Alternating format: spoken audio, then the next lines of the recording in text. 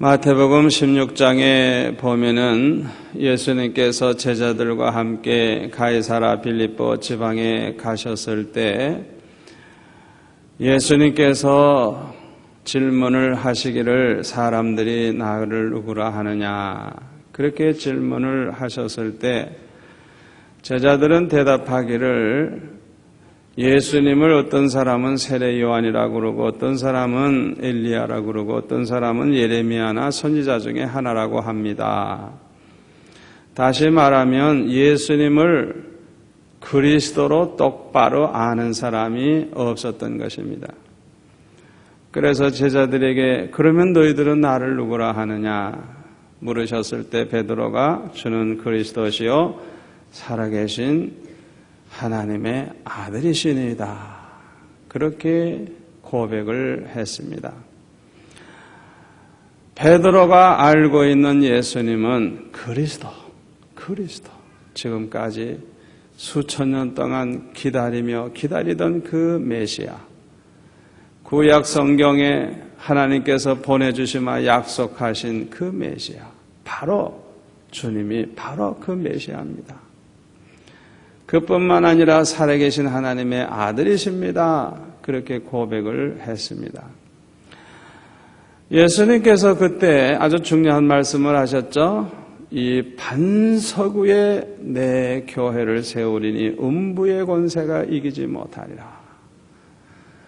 이 반석 위에 이 베드로가 고백한 이 신앙 고백, 베드로가 고백한 이 신앙 위에, 이 믿음 위에 교회가 세워질 것을 주님이 말씀을 하셨어요.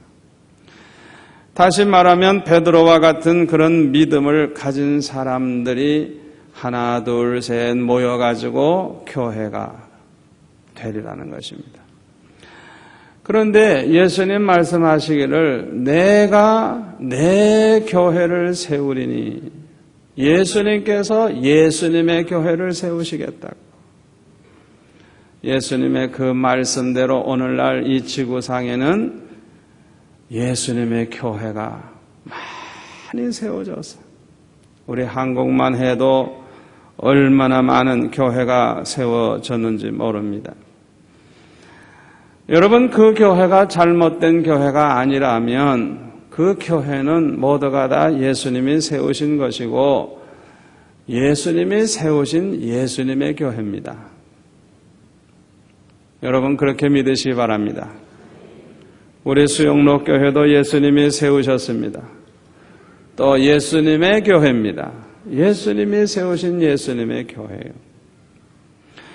어떻게 보면 하나님의 아들이신 예수님이 육신을 입고 이 세상에 오셔서 12 제자와 함께 3년 동안 천국 복음을 전하시며 하나님의 말씀을 가르치실 때 이미 예수님의 교회는 세워졌다고 할 수가 있습니다. 왜냐하면 베드로와 같은 사람이 있었으니까. 그렇죠? 베드로와 같은 그런 신앙을 이미 가진 이 제자들이 있었으니까 이미 교회가 생겼다고 할 수가 있습니다. 그러나 예수님께서 십자가에 못 박히시고 사흘 만에 부활하신 후에 그 승천하시고 나서 그 다음에 이제 그 오순절날이 왔을 때 마가의 다락방에 모여있던 120명의 성도들에게 성령이 임하시기 전까지는 교회가 교회구실을 전혀 하지 못했습니다. 여러분이 아시다시피 제자들은 붙잡혀 죽을까봐 무서워 벌벌 떠들고 숨어 있었어요. 그들은 다 도망갈 궁리만 했고 또 옛날 그 바다에서 물고기 잡던 제자들은 물고기 잡으러 가고 아무도 교회를 지키거나 교회를 위해서 목숨을 걸고 복음을 전하려고 하는 사람은 아무도 없었어요. 여러분, 이 현상은 지금도 마찬가지입니다. 우리 예수 믿는 사람들이 예수 믿는다고 하면서 구원받았다고 하면서 교회를 왔다 갔다 하지만은 이 오순절날 마가의 다락방에 임했던 이런 성령의 부으심이 없이는 신작고시를 제대로 못해요. 전혀 신작고시를 못해요. 주를 위해서 죽겠다고 목숨 걸고 충성하는 그런 사람들이 많지 않아요. 대다수의 사람들은 그저 예수 믿으면 구원받으니까 또 구원받았겠지 생각하고 그저 왔다 갔다 하지. 목숨 걸고 복음 전하고 목숨 걸고 교회를 지키고 목숨 걸고 충성하려고 하는 사람은 많지를 않아요. 그러나 오순절 날에 성령이 임하심으로 모든 것이 달라졌습니다. 마가의 다락방에서 기도하던 120명의 성도들에게 성령의 충만함이 있었고 따라서 각 나라 말로 방언을 하기 시작하므로 참 구경하던 사람들이 놀랬어요. 왜냐하면 오순절날 각 나라에 흩어져 있던 유대인들이 이제 하나님 앞에 이 거룩한 명절을 지키려고 모였었는데 놀라운 것은 자기 나라 말로 막 방언을 하는 그 현장을 보고 얼마나 놀랐는지 몰라요. 이런 일은 과거 어느 때에도 없었기 때문에 아마 보는 이마다 충격을 받지 아니할 자가 없었을 거예요.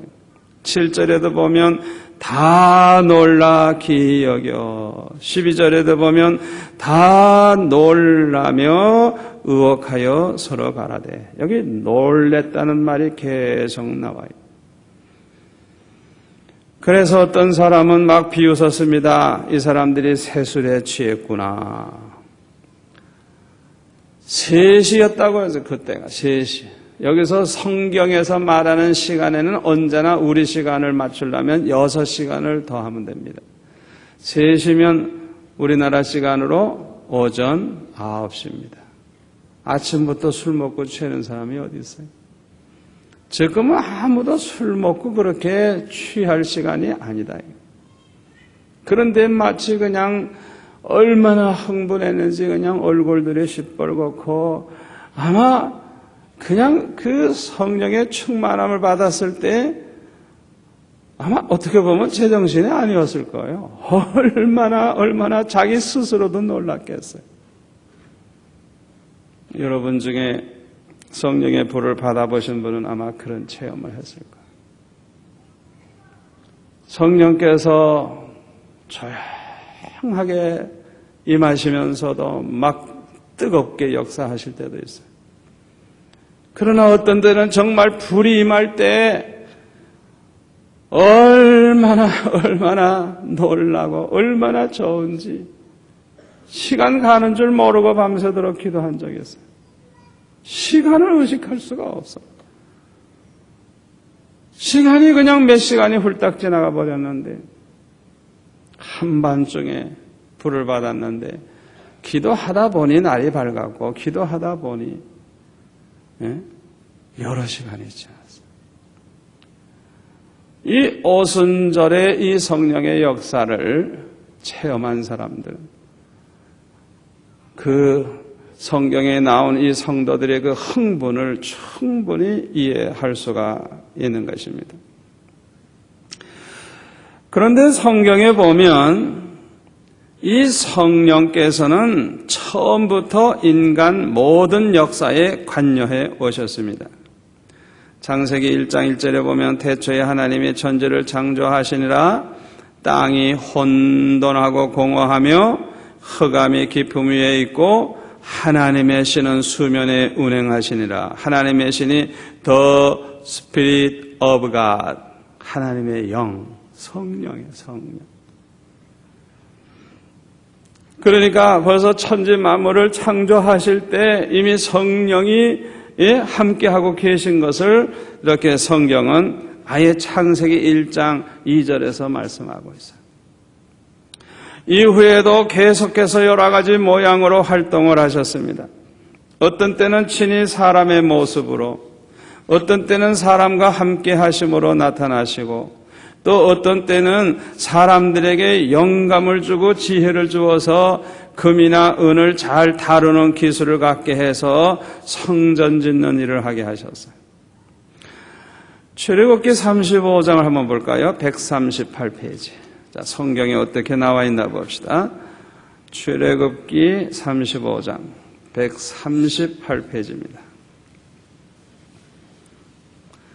출애굽기 35장 30절, 31절 찾으신 분은 같이 읽겠습니다.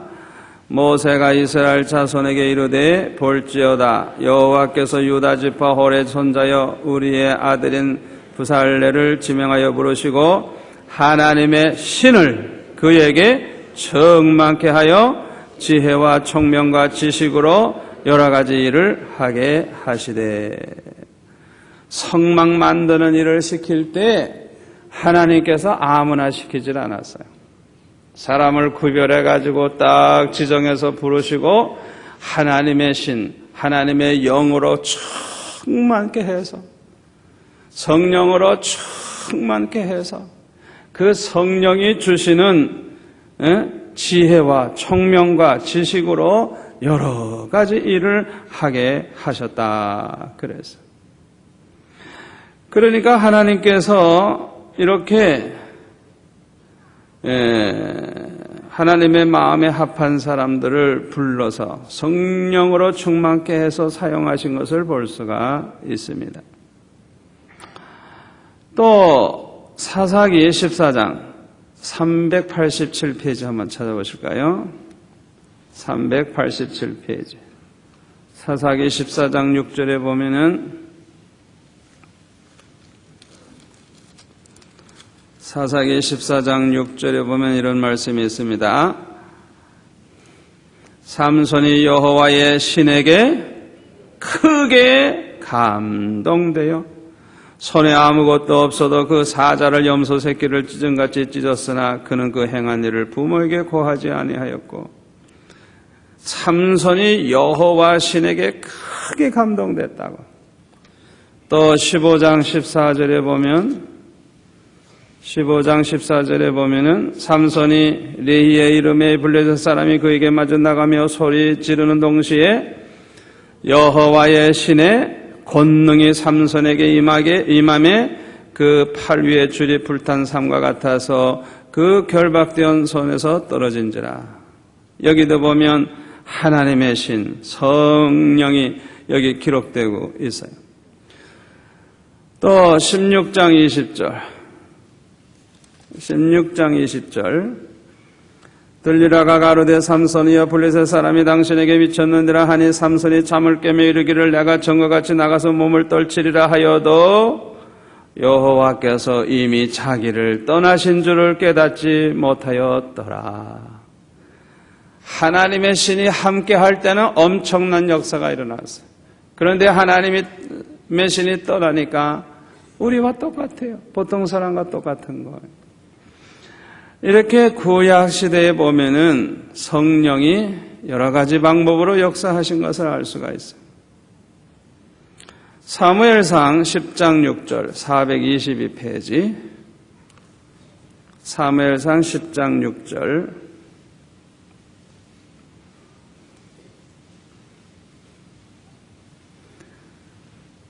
같이 읽을까요? 네게는 여호와의 신이 크게 임하리니 너도 그들과 함께 예언하고 변하여 새 사람이 되리라. 또 10절을 볼까요? 10절 10장 10절 그들이 산에 이를 때에 선지자의 무리가 그를 영접하고 하나님의 신이 사울에게 크게 임함으로 그가 그들 중에서 예언을 하니. 이 사울왕, 나중에는 하나님 앞에 버림받는 사울왕, 이 사울에게도 분명히 성령이 임하셔서 막 예언하는 일을 했어요. 예언하는 일. 그러니까 이 구약 성경에 보면 잠시 찾아오셔서 방문하셨다가 떠나시는 성령을 얼마든지 볼 수가 있어요. 구약시대에도 성령은 역사하셨어요. 그런데 특징이 뭐냐 하면 필요에 따라서 사람에게 임해서 감동을 주기도 하고 말씀하시기도 하고 함께 하시기도 하고, 그런데 구약시대는 어떻게 해요? 방문하셨다가 떠났다, 그렇게 왔다 갔다 하시는 성령이에요. 그런데 오순절 날은 특별한 날이었습니다. 120명의 성도들에게 아주 그냥 충만하게 부음받았다는 것입니다. 잠시 이렇게 왔다 가는 성령이 아니고 그 120명의 성도들에게 아주 성령으로 충만한 그런 역사가 일어난 것입니다. 하나님께서 모든 사람에게 성령의 성물을 주시되 이슬비가 아니라 그냥 억수 같은 비처럼 충만하게 부어 주신 것입니다. 이때부터 성령의 시대가 시작이 되는 것입니다. 이제는 성령의 시대가 되었어요. 모든 믿는 자 속에, 모든 성도들 속에 이 성령께서 임하여 오시고, 또 이렇게 120명의 성도들에게 성령의 충만함이 임한 것처럼 그냥 마치 그냥 억수 같은 비가 내리듯이 그냥 아주 성령으로 완전히 충만하게 그렇게 하시는 역사가 일어나기 시작을 한 것입니다. 그러므로 이 성령의 충만함을 받고 각 나라 말로 방언을 하고 있는 이 120명의 성도들을 보고 막 소동을 하기도 하고 놀라 기이 여기고 저들이 세술에 취했다고 조롱을 하기도 하고 이렇게 참 난리가 났는데, 베드로가 다른 사도들과 함께 외치기를 이것은 바로 그 요엘 선지자가 예언한 것이 성취된 것이다 하면서 요엘서의 말씀을 인용해서 설교를 하고 있습니다. 그것이 오늘 본문의 말씀이에요. 자, 오늘 본문 사도행전 2장 16절로 돌아가서 볼까요? 요엘 선지자가 예언한 바로 그 성령의 시대가 온 것임을 증거하기 위해서 이 요엘 선지자가 예언한 말씀을 인용해서 이렇게 말합니다. 사도행전 2장 16절에 보면 이는 곧 선지자 요엘로 말씀하신 것이니 일러스되 하나님이 가라사대 말세에 내가 내 영으로 모든 육체에게 부어주리니 너의 자녀들은 예언할 것이요 너의 젊은이들은 환상을 보고 너의 늙은이들은 꿈을 꾸리라. 그때에 내가 내 영으로 내 남종과 여종들에게 부어주리니 저희가 예언할 것이요 또 내가 위로 하늘에서는 기사와 아래로 땅에서는 징조를 베풀리니 곧 피와 불과 연기로다. 주의 크고 영화로운 날이 이르기 전에 해가 변하여 어두워지고 달이 변하여 피가 되리라. 누구든지 주의 이름을 부르는 자는 구원을 얻으리라 하였느니라.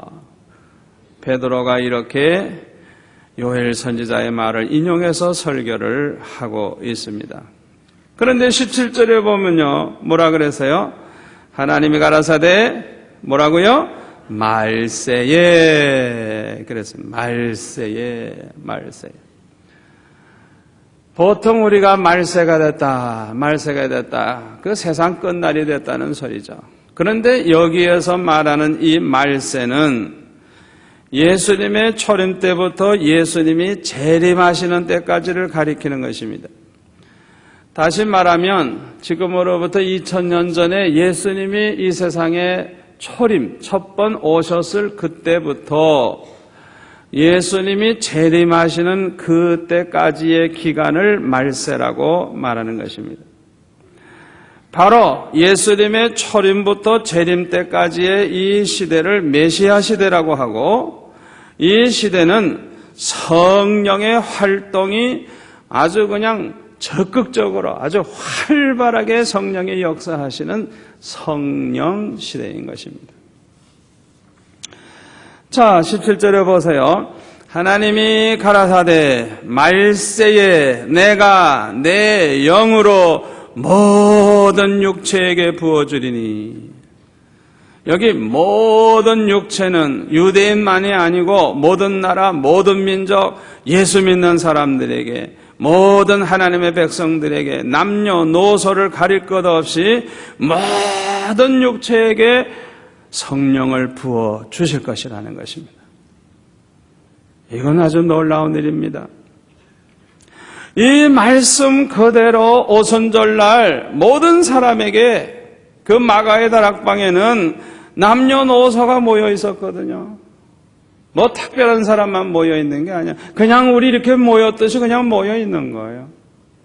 그런데 사람을 가리지 않고 그 자리에 그냥 성령이 그냥 막 부음받아요.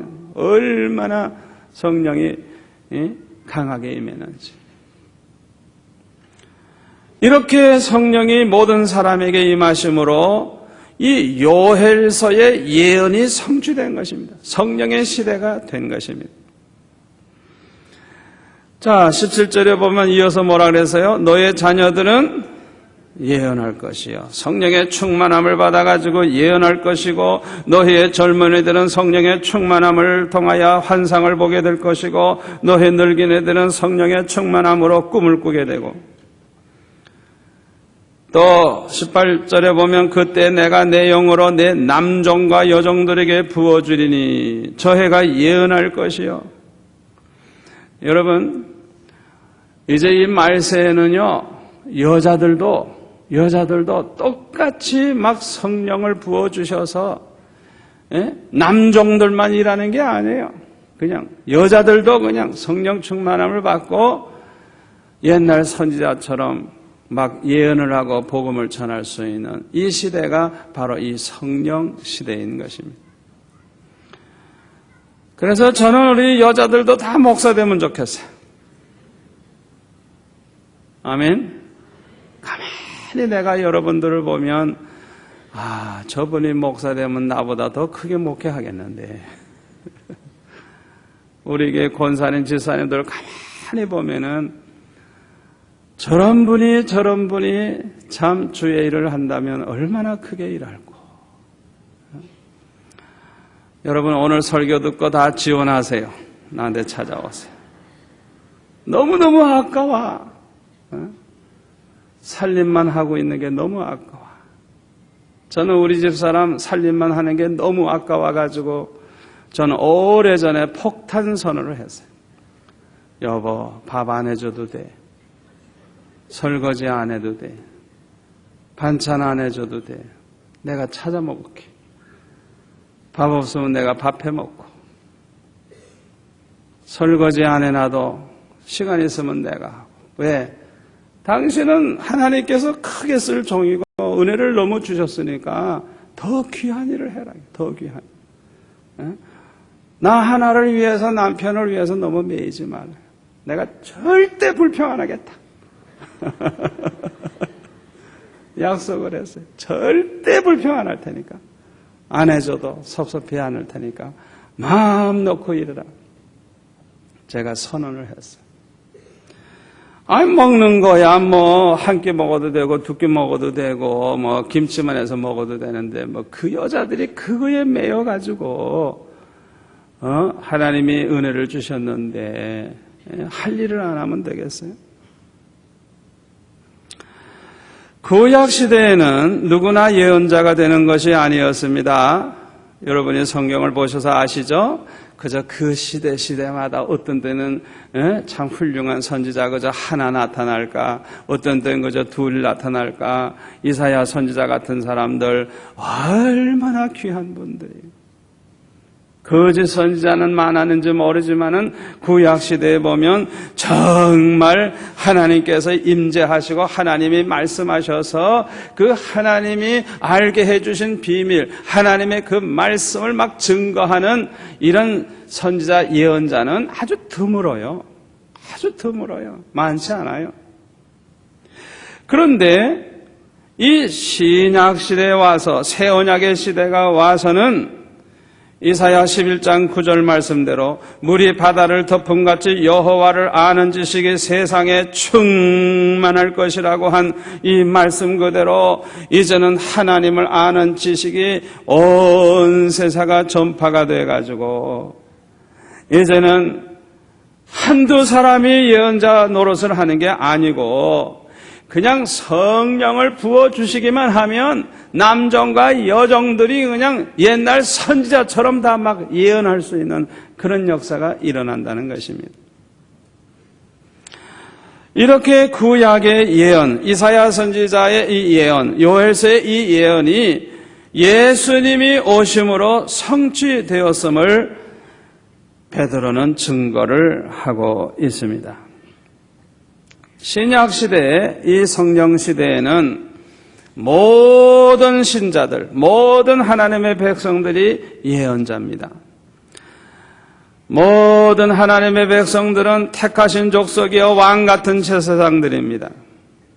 그러므로 옛날 선지자들이 하나님을 알리고 하나님의 말씀을 전한 것처럼 이제는 모든 예수 믿는 하나님의 백성들이 하나님을 알리고 하나님의 말씀을 전할 수 있게 된 것입니다. 아멘. 옛날에는 구별된 선지자들에게만 하나님이 말씀하셔서 그들만 말씀을 전하게 했지만은 이제는 그렇지가 않아요. 이제는 남녀 모든 종들에게 막 성령을 부어주셔서 하나님을 아는 지식, 하나님의 말씀을 선지자처럼 다 알고 있단 말이에요. 그래서 여기에서 말하는 이 예언은 설교를 통한 말씀 증거를 가리키는 거예요.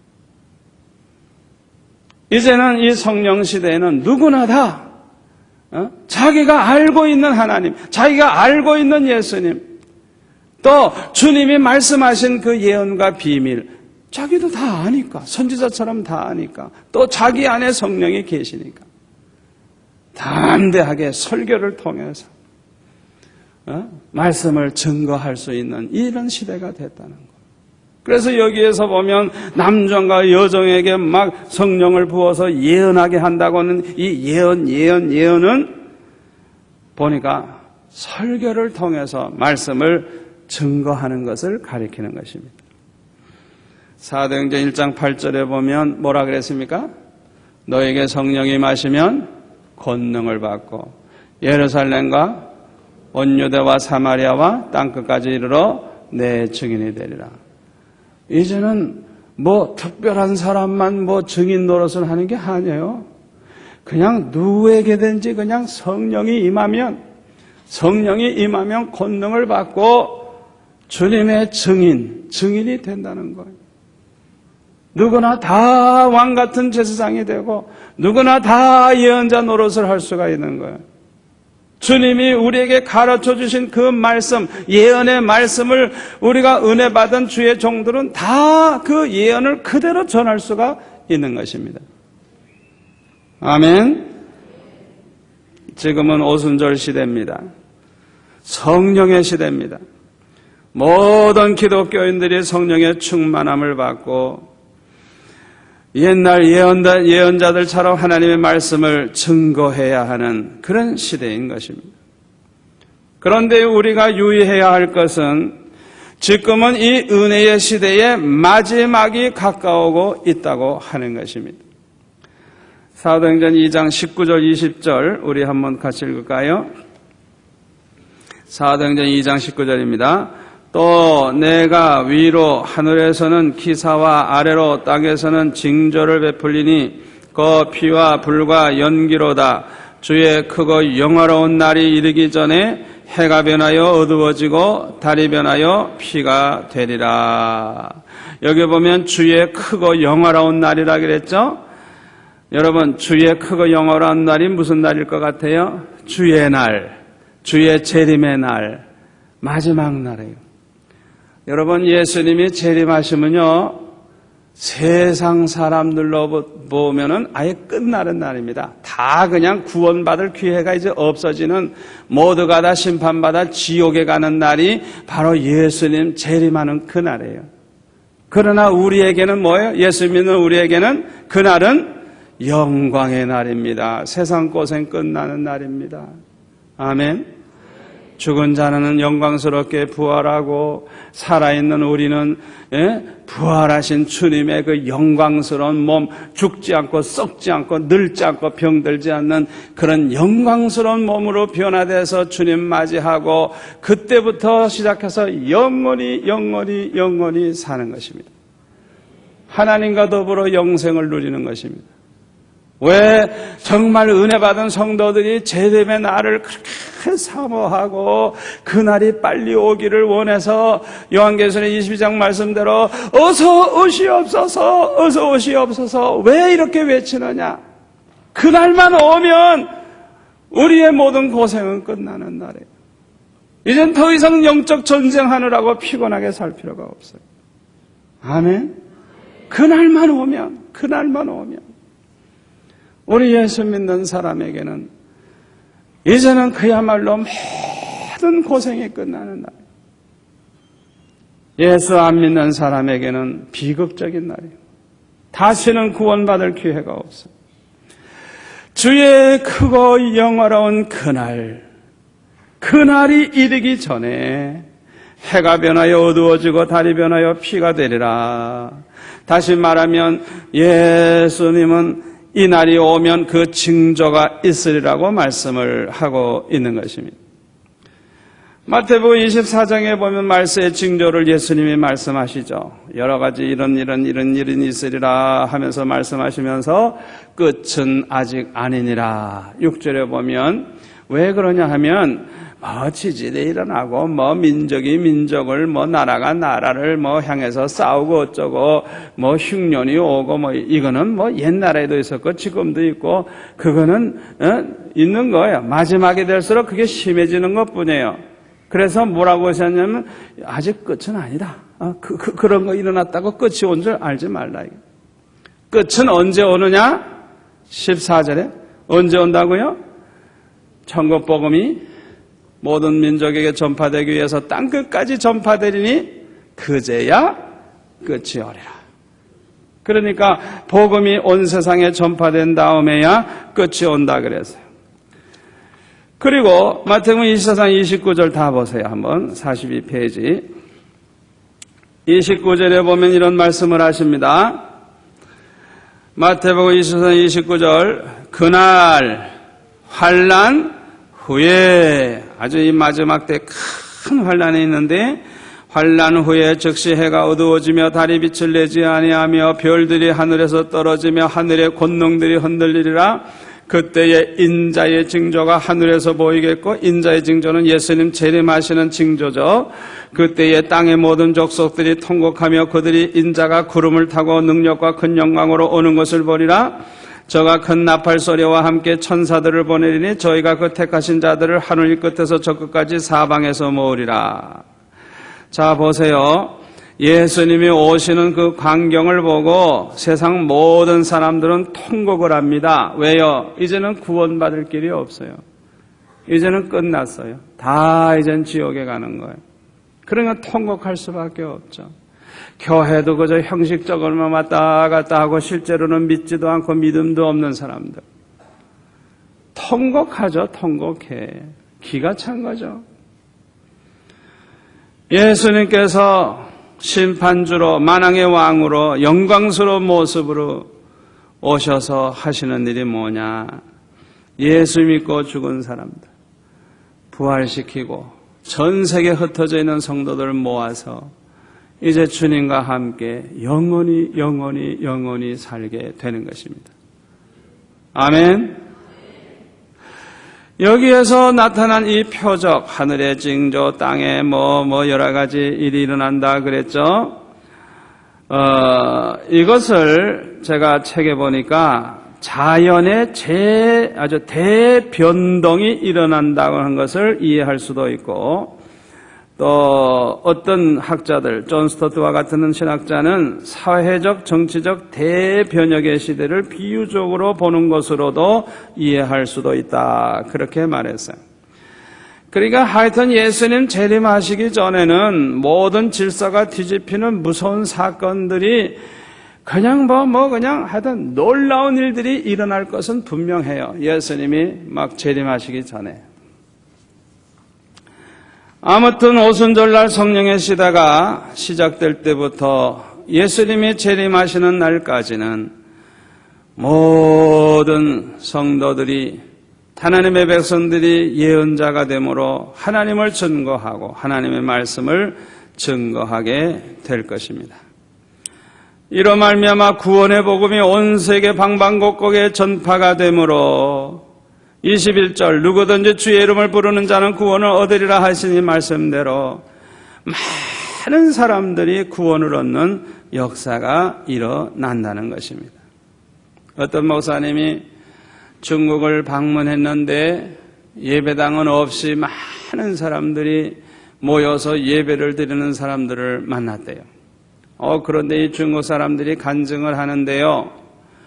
집사도 없고 장로도 없고 교역자는 물론 없고, 그러니까 교역자도 없으니까 자기들 마음대로 직분 세울 길이 없잖아요. 그런데도 자기들끼리 모여서 기도하고 돌아가면서 설교도 하고 그러는데 어느 날 문둥병 환자가 찾아왔더래요. 그 처음에는 그냥 문둥병 환자가 찾아왔으니까 그냥 좀 거부감이 생기지 않겠어요? 그 사람 들어오면 어떡합니까? 그 좁은 방에 그냥 사람이 바글바글한데 같이 앉으려면 냄새도 나지만 혹시 문둥병 걸리면 어떡해요?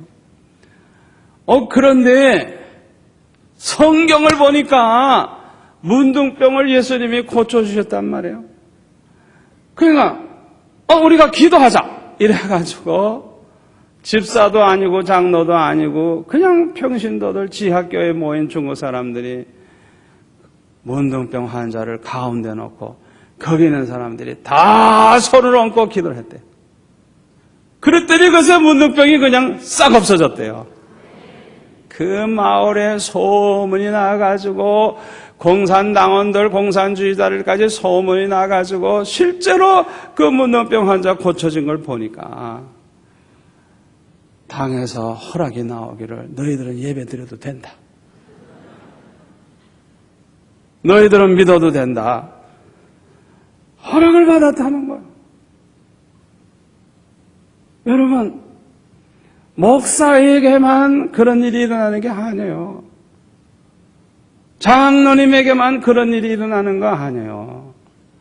누구든지 예수 믿는 모든 사람들, 모든 육체에 성령을 부어주시라니 말씀대로 여러분 하나하나가 얼마든지 옛날 선지자처럼 말씀 전할 수도 있고 능력을 행할 수도 있는 것입니다. 우리가 잘나서가 아니에요. 우리 안에 계신 누가? 성령으로 말미암아 이 말세에는 모든 사람이 남종, 여종이 되는 것입니다. 아멘. 우리 교회 사모님들도 몇 년 전에 얘기 드리니까 젊은 사모님들 애들 그냥 아플 때가 많잖아요. 그런데 사모 모임에 참석은 해야 되고 애는 아프고 그냥 둘 수가 없으니까 그냥 업고 왔다가 애 아프다는 걸 얘기하니까 사모님들이 그럼 여기다 놔라 이러고 다 같이 이렇게 기도하면 애가 낫는다는 거. 그 사모님들이 잘나서 그런 거 아니에요. 여러분도 그런 일은 얼마든지 일어나는 거예요. 아멘. 우리가 명심해야 될 것이 있습니다. 첫째로 우리가 침묵을 해서는 안 된다는 것입니다. 누구도 침묵할 자유가 없습니다. 이 말세에 모든 육체에 성령 부어주시고 모든 남종과 여종들에게 성령을 막 부어주시는 이 성령 시대에 저와 여러분이 모두가 다 옛날 예언자들처럼 외쳐야지. 우리가 아는 예수님을, 우리가 아는 그 하나님을, 그 하나님의 비밀의 말씀을 우리가 알고 있는데 그걸 자기만 가지고 있으면 안 되는 거예요. 침묵을 하면 안 되는 거예요. 외쳐야 되는 거예요. 여러분 모두가 다 외쳐야 되는 거예요. 여러분이 사는 마을에서 혹은 여러분들이 전도하러 나아가서도 할 수 있고, 우리가 이제는 그렇게 해야 되는 것입니다. 두 번째 명심해야 될 것은 환상과 꿈을 가져야 하는 것입니다. 우리는 성령의 동력자들입니다. 파트너입니다. 아멘. 여러분 꼭 명심하세요. 이 마지막 때는요, 모든 하나님의 백성들 안에 성령이 역사하셔서 성령과 함께 일하는 시대가 이 성령 시대. 우리 모두가 다 성령의 동력자예요. 동력자. 여러분 하나하나가 이제는 환상을 가져야 되고 꿈을 가져야 됩니다. 나도 이렇게 살다가 주님 앞에 가야 되겠다. 여러분 나름대로 성령이 감동을 주시는 대로 환상을 가져야 돼요. 꿈을 가져야 돼요. 여러분 그냥 예배당만 왔다 갔다 하는 것으로 다 된 줄 착각을 하면 안 돼요.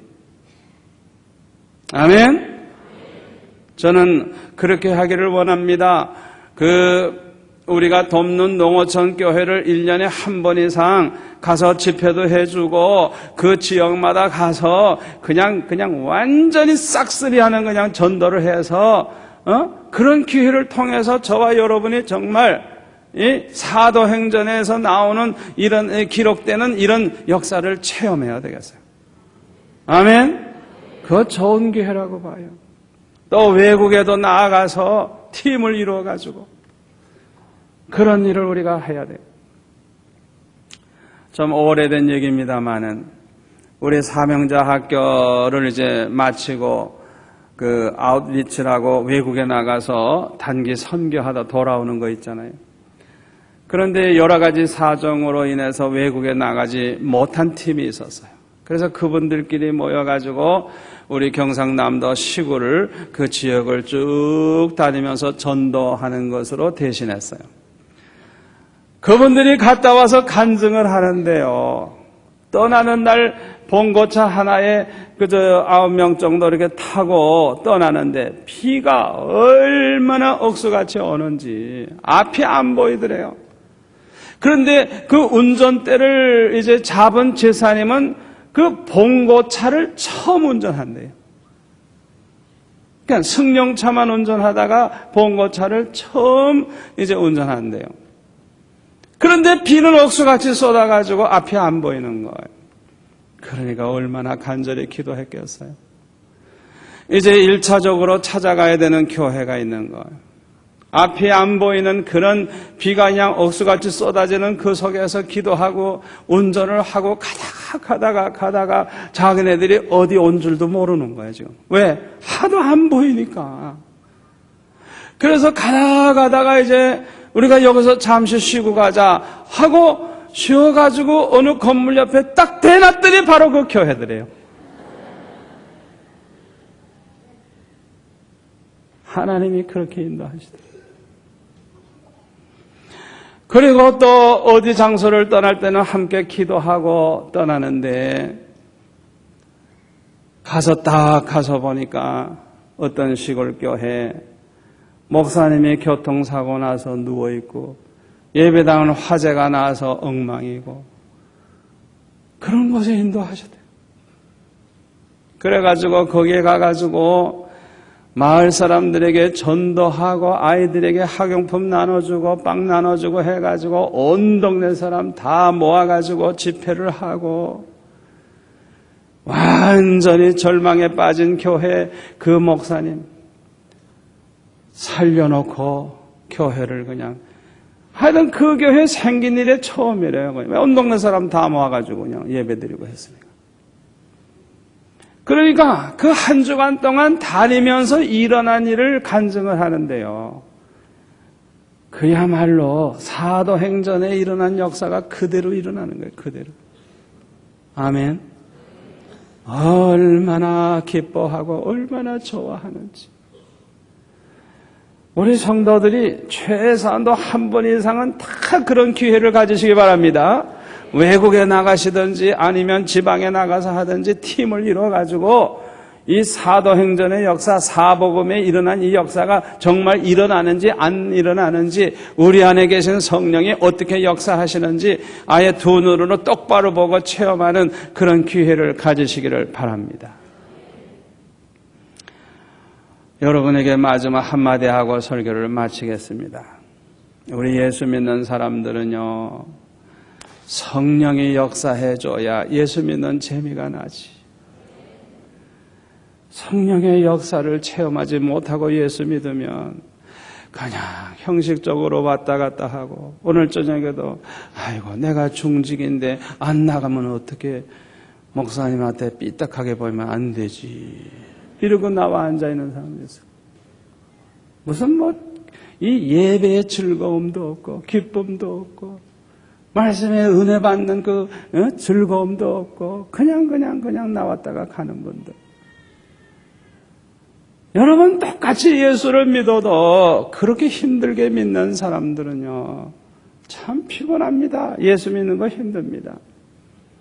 그러나 제가 어렸을 때 이 성령의 막 그냥 기름 부으심을 받으니까요, 그냥 교회 가는 게 그렇게 좋고, 교회 있는 것만 해도 좋고, 교회 가서 기도하는 게 좋고, 내가 좋아서 가는 게 좋아서.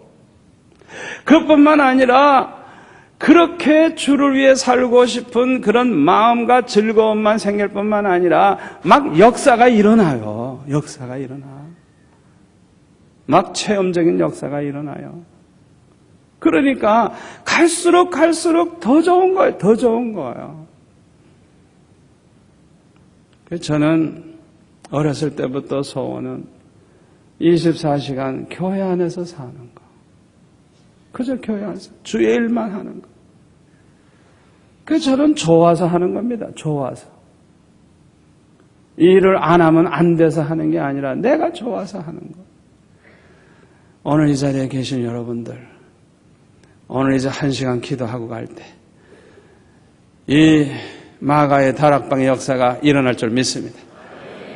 그 마가의 다락방에 임하신 그 성령이 여러분에게도 막 그냥 억수같이 내리는 비처럼 그냥 오늘 밤 그 성령이 임하셔서 이 성령에 충만한 그 역사가 그냥 여러 가지로 일어나기를 축원합니다. 축원합니다.